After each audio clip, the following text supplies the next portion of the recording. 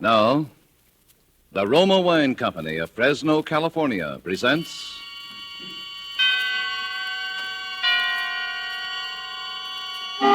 Suspense. Tonight, Roma Wines bring you the distinguished actor, Mr. Henry Daniel, as star in a play especially written for suspense by a contemporary master of crime fiction, John Dixon Carr. Suspense is presented for your enjoyment by Roma Wines. That's R-O-M-A, Roma Wines. Those excellent California wines that can add so much pleasantness to the way you live, to your happiness in entertaining guests, to your enjoyment of everyday meals. Before we bring you Henry Daniel in our suspense play, here's a brief message from famed hostess, Elsa Maxwell.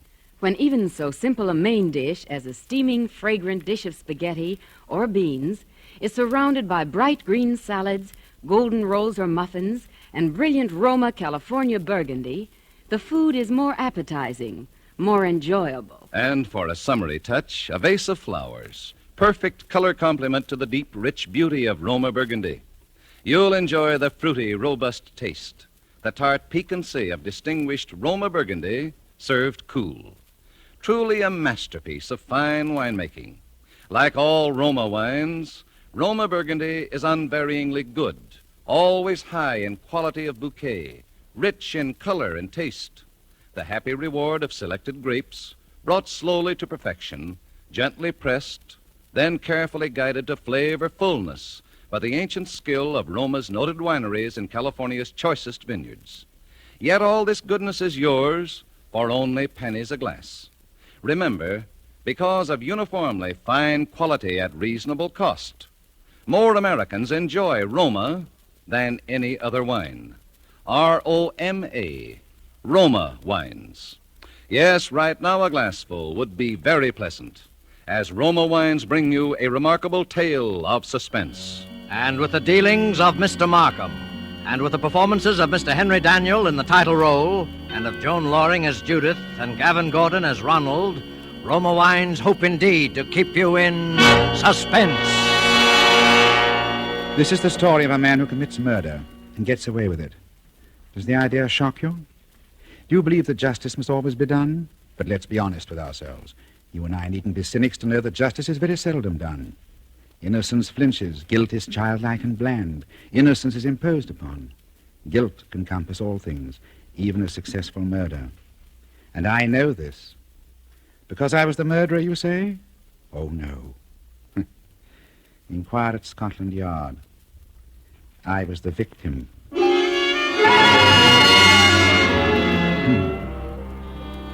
In Bond Street, not far from Piccadilly, there used to be an establishment which in a less fashionable part of town would have been called a shop. On the windows, in letters as discreet as a visiting card, were the words, Charles Markham, antique dealer. Such a delightful fellow, Markham. Such a character. 30 years ago, yes, as long as that, this antique shop was a dingy place, despite deep carpets and crystal chandeliers. It rustled with the ticking of 100 clocks. It was shadowed by damascened armor and the loom of tall tapestries. And late, one summer night, when the shutters were long closed on those windows, a four-wheeler drew up before that door in the gaslit street.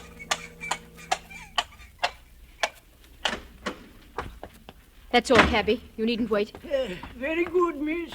Good night. Good night. Here. Hello. He must be there. He must be. I won't go back to that place. I'll kill myself first. Look here, I say, old man, look here. Oh, I beg your pardon. And I beg yours. I'm not the person you were expecting, am I? No, madam. As a matter of fact, I was expecting a police officer. A police officer? Merely an old friend who often drops in for a talk and a drink. Oh. You are Mr. Markham, aren't you? Yes, my name is Markham. Can I be of any service to you? I want to come in. I want to buy a present for somebody. Oh, really, madam?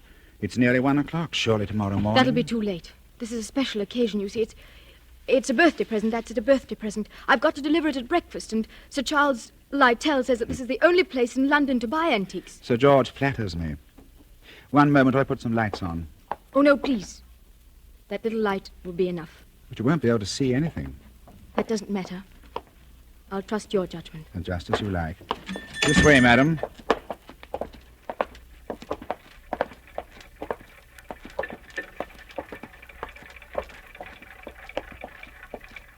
What's that? That noise? You mean the clocks, madam? There are more than 100 clocks in this room. I'm very fond of them. Might I interest you perhaps in a clock? No, I hate them. All the same, this grandfather clock might amuse you. What about it? Observe the signature. Johannes Carver, Londini, fake it AD 1752. You could see better, madam, if you raised that veil. I'll keep my veil down, thank you. Just as you please. But look at the clock. I open the glass face like this. I push the minute hand forward like this.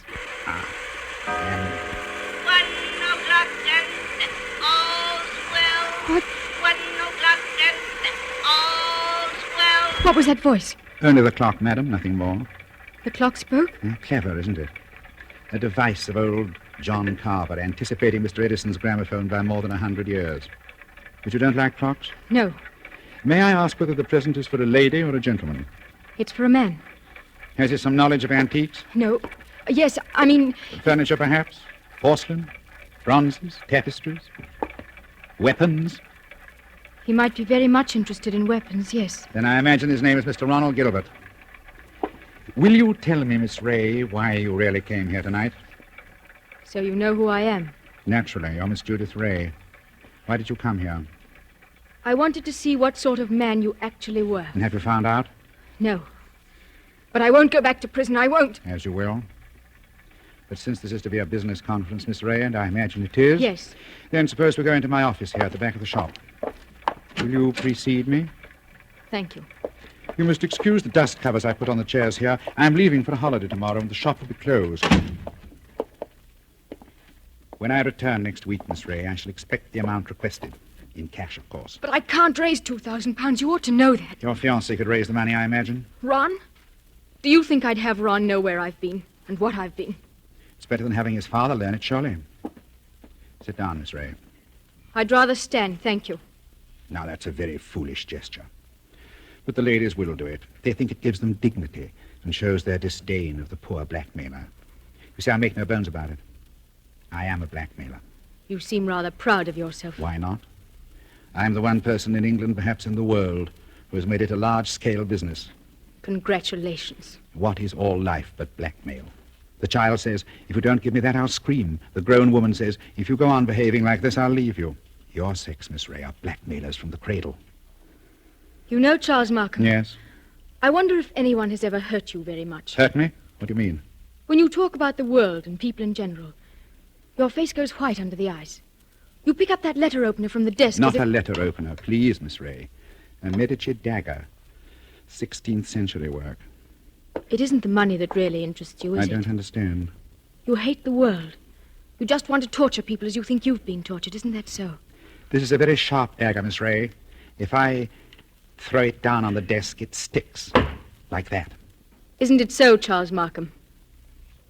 My motives, Miss Ray, aren't in question. I wonder. Whereas your motives are. Let me see. 10 years ago, in 1903, a certain girl called Letty Wilson, your real name, I believe, fell in love with a rather contemptible underworld character named Arthur Akers. Please. No humiliation was too great for her. She worked for him, lied for him, stole for him. I was only 18. I didn't know what I was doing. This girl, for a very shabby theft, was sentenced to 3 years hard labor at Holloway Prison. 5 months later, she escapes from prison and disappears. All these years afterwards, she appears in the West End as Miss Judith Ray, fashionable milliner. Haven't I made up for it? Haven't I? No. For one mistake after 10 years. That's the way of the world, my dear. I didn't create it. And I'm forgetting the best part of the comedy. This paragon of virtue next falls in love with Mr. Ronald Gilbert, son of Major General Sir Edmund Gilbert. Such a respectable family, too. Stop it, please. Then shall we say £2,000? Suppose I did raise the money. I don't know how, but suppose I did raise it. Well, What guarantee would I have that you wouldn't ask for still more money? I probably shall ask for more money, Miss Ray. That's my privilege as a blackmailer. Then I'm never going to be free of you, is that it? Frankly, that's it. Unless I kill you, of course. What if I did kill you? People have threatened that before, but they haven't meant it. Maybe I mean it. Well, you can easily test you out. There's a sharp knife stuck in the desk in front of you. I'm going to get up and deliberately turn my back on you. Like this. Be careful, Charles Markham. As a student of human nature, I'm curious. How much will you risk to keep this secret? Have you the courage to kill and risk hanging? Yes, I think I have. What was that? Aren't you glad you held back at the last moment, Miss Ray? I said, what was that? That, my dear, was the front doorbell. Probably my friend Inspector Ross from Wigmore Street Police Station. Come on in, old man. Make yourself comfortable. I'll be with you in a minute. You wanted me to try to kill you, didn't you? No, I was merely curious. And in any case, Miss Ray, it would be useless to kill me. Useless? Why? Because I shouldn't die. Don't talk rot. It's quite true. A man in my position must take certain precautions. If you killed me, I should be back to haunt you within half an hour, and I don't happen to be joking. Come in. Look here, Markham. Ron! Good Lord. Judith. Mr. Ronald Gilbert, as I live. Ron, what are you doing here? He hasn't got anything against you, has he? Speak up, Mr. Gilbert, have I? The fact is, Judith, Look at him, Miss Ray.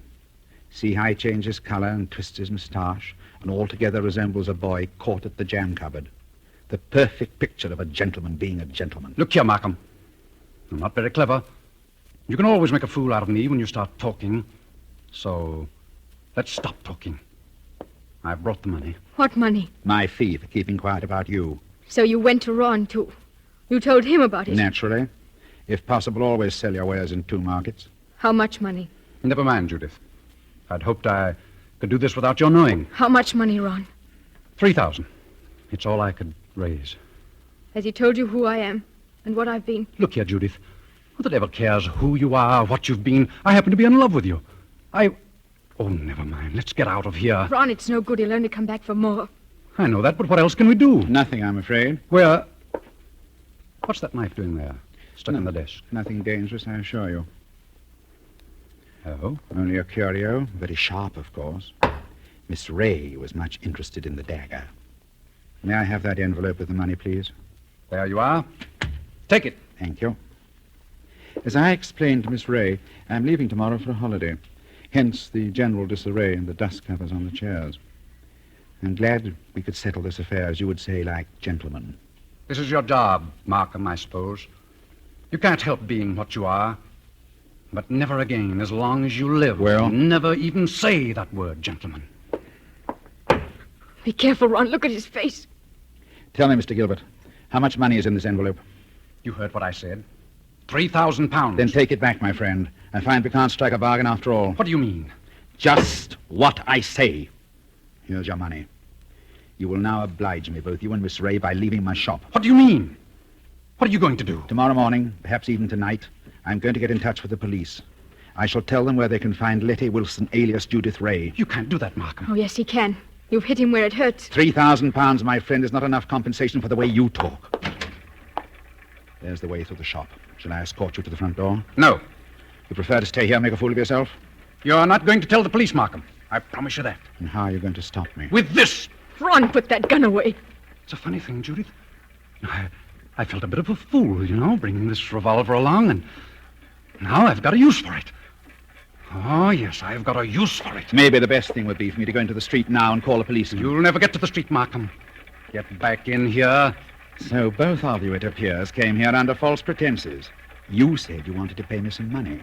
The money's still there, but you've lost your chance to get it. And our dear Judith said she wanted to buy a present for you.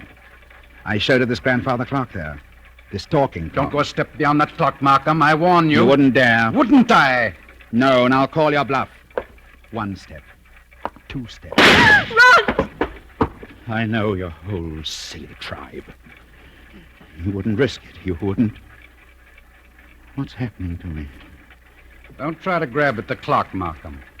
It won't save you. You wouldn't risk your life. You wouldn't risk your family position. You wouldn't. 1:15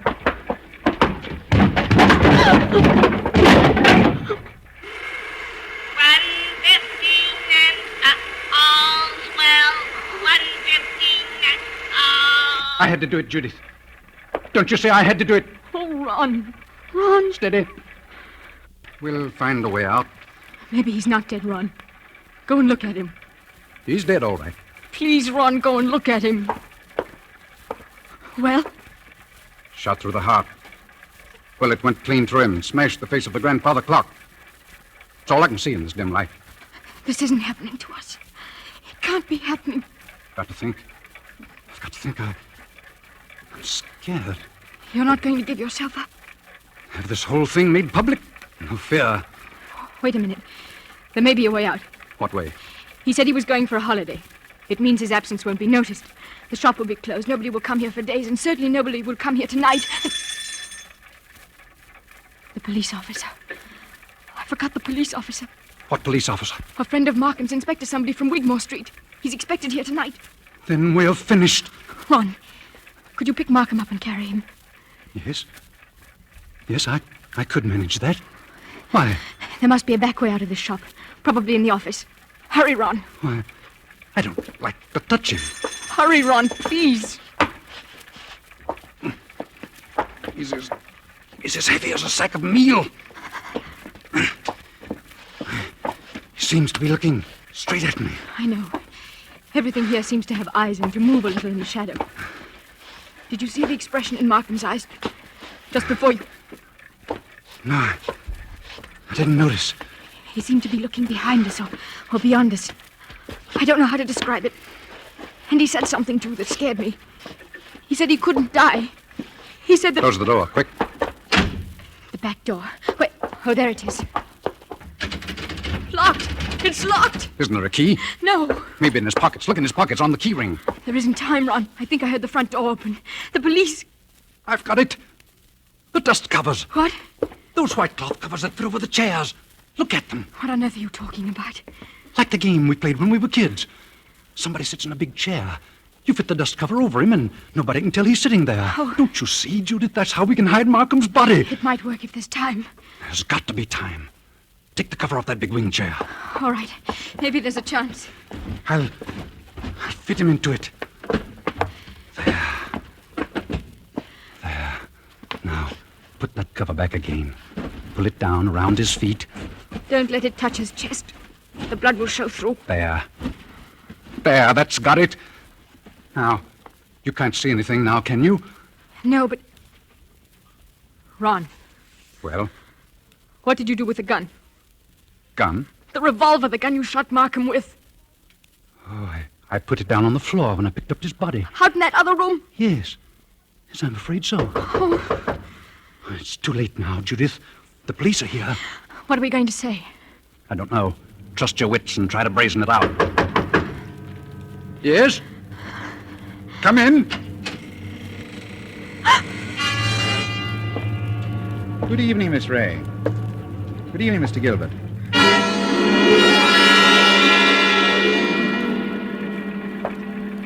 Charles Markham. You're Charles Markham. Correct, Miss Ray. But why should that surprise you? Why do you look as though you were seeing a ghost? Because we are seeing a ghost. If you're Charles Markham, whose body is it? Judith, be careful. Body, Miss Ray? Did you say body? Miss Ray's upset. She doesn't know what she's talking about. If you killed me, I should be back to haunt you within half an hour. That's what you said. Indeed. My dear young people, you're very welcome. But the situation is surely a little odd. I come in here and find you two looking as guilty as a pair of murderers in my private office in the middle of the night. There's nothing odd about it. I wanted to buy Judith something, and... At 1 o'clock in the morning. Yes, why not?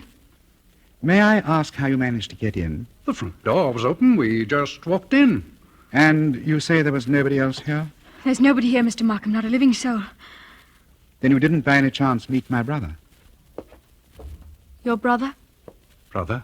Yes, my brother Robert. You couldn't have mistaken him if you had seen him. He looks so much like me that few people can tell us apart. And that's it. Poor Robert often deputizes for me. He's learned to act like me, think like me, talk like me.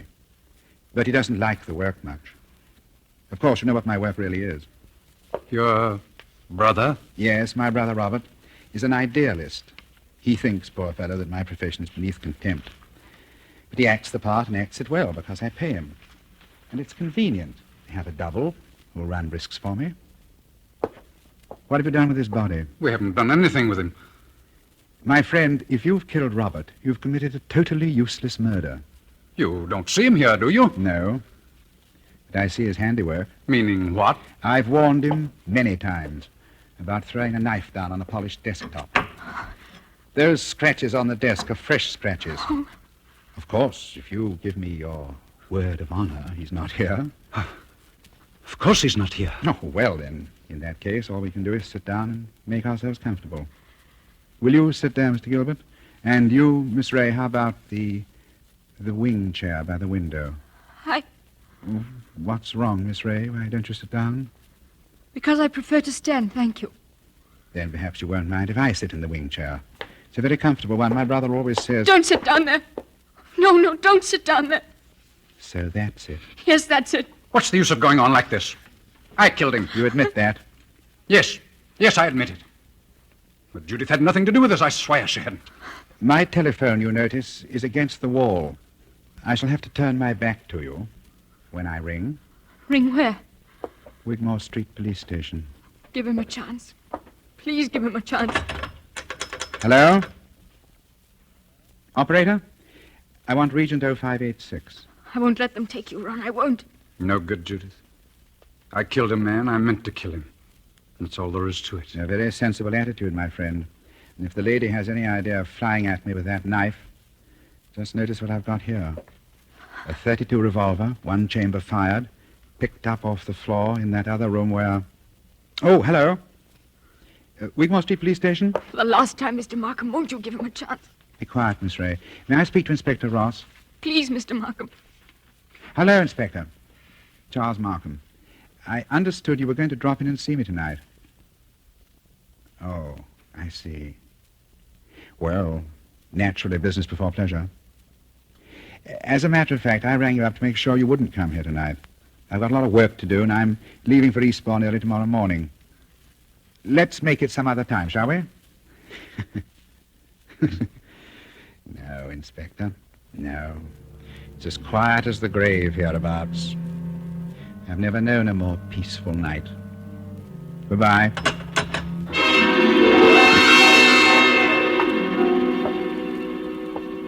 Why did you do that? Please don't excite yourself, Miss Ray. Didn't you hear what I told the inspector? Yes. Is this some more trickery? Trickery? How can that be? I don't know. That's what I'm asking you. I should call it generous when I let my poor brother's death go unavenged. You're not doing this without a reason. Naturally not. Has it occurred to you, either of you, that I might not want my business dealings revealed in court? What are you driving at? Has it also occurred to you that a man's double, who looks exactly like him and shares all his secrets, may become a danger rather than an asset? He knows too much. He wants too much, and so... I think I understand. You're glad he's dead. Not glad, my dear. You've shocked my brotherly feelings. But definitely relieved. Look here, you can't get away with this. Get away with it, sir? Come now. Aren't you forgetting that you're the murderer? And what are you going to do? It's very simple. We three, in an unholy partnership, will dispose of Robert's body. Or would you rather hang? He's got us, Ron. There's no other way. But how can we dispose of the body? Oh, this seems worse than killing him. It's a filthy, cold-blooded... Practical necessity. As for disposing of the body, nothing is easier. We shall simply gather the necessary materials and then...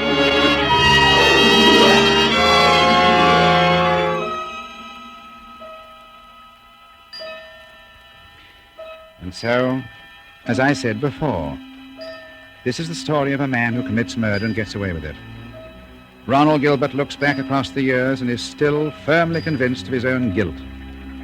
But of course, Gilbert never shot anybody. I was the man who committed the murder. 1 o'clock and all's well. 1 o'clock and all's well. Don't you remember? The bullet that killed my brother is supposed to have passed through his body and smashed the face of the grandfather clock. But that's an impossibility. The face of a grandfather clock is much higher than the heart of a man. You see, 2 shots were fired at the very same instant. Gilbert missed and smashed the clock face. I fired from the door of the office and did not miss. That was why my brother looked past those 2. I went out by the back door, locked it, and reappeared at the front afterwards. It was not Robert Markham who died. I am Robert Markham. It was Charles who died that night, and I killed him to stop forever the wholesale blackmail that was poisoning the lives and blasting the hearts of 1,000 half-crazed people. His records I destroyed. His correspondence I burnt. He's dead and gone. I have assumed his name and identity ever since. Yes, I committed a murder. And yet, if you were on a jury, dare you say that you would condemn me? Oh, come now. Would you?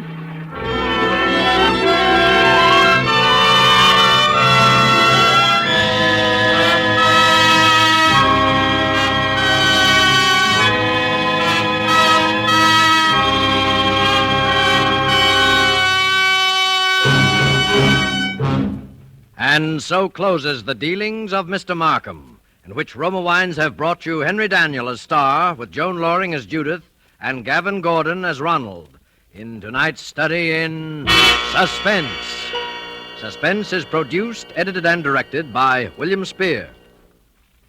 Before Mr. Daniell returns to the microphone, this is Truman Bradley with a word for Roma Wines, the sponsor of Suspense.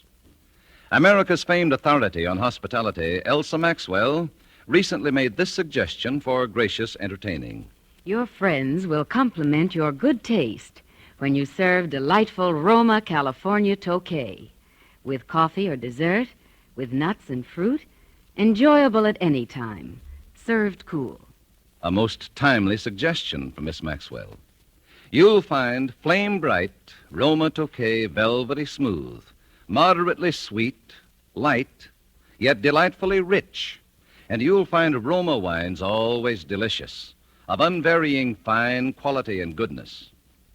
And the next time you use vermouth, choose Roma vermouth.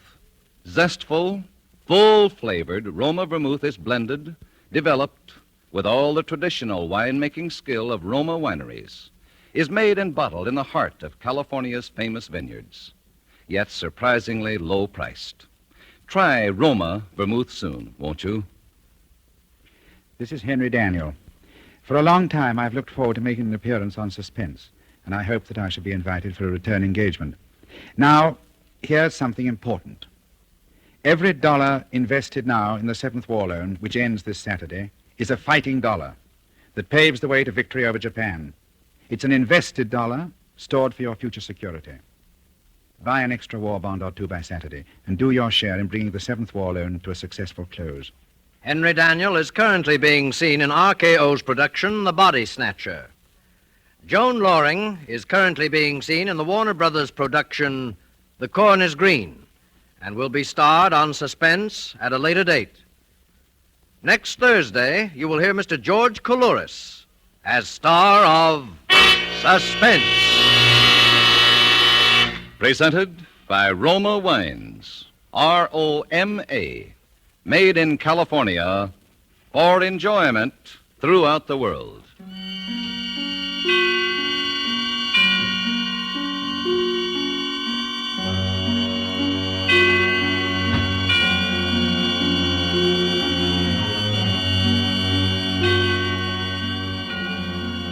This is CBS, the Columbia Broadcasting System.